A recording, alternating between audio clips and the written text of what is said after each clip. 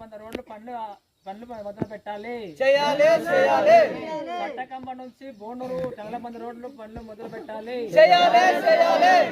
పట్టకంబ నుంచి బోనూరు చాలా మంది రోడ్లు పనులు మొదలు పెట్టాలి.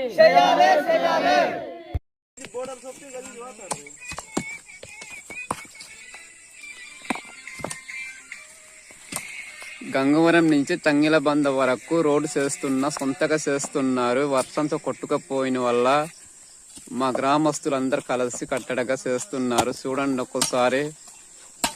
అనంతగిరి మండలం కివర్ల పంచాయతీ తంగిలబంద గ్రామం అల్లూరు సీతారామరాజు జిల్లా.